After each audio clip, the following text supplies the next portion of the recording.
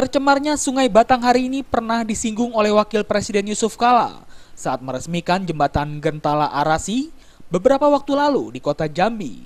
Menindaklanjuti sentilan Wapres tersebut, Korem 042 Garuda Putih dan Pemprov Jambi, serta Kementerian Lingkungan Hidup melakukan identifikasi penyebab tercemarnya Sungai Batanghari tersebut.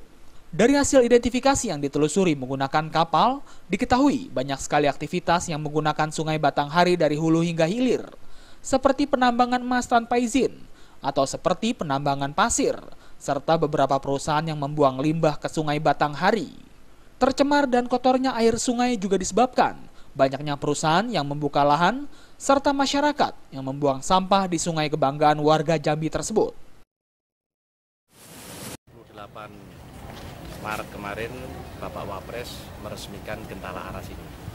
Kemudian beliau melihat secara langsung Sungai Batanghari sangat keruh.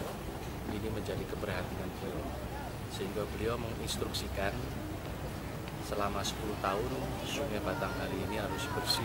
Posisi saat ini kita akui bahwa kualitas airnya itu tercemar berat.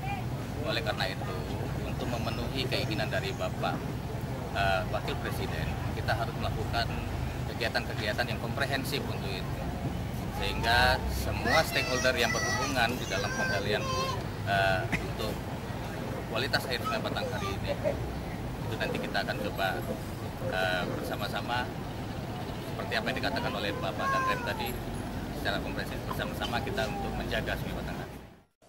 Setelah melakukan identifikasi penyebab kumuhnya air Sungai Batanghari, pemerintah daerah akan mengambil tindakan tegas untuk menindak perusahaan yang menyebabkan tercemarnya aliran Sungai Batanghari Jambi. Dari Jambi, Yos Rizal melaporkan.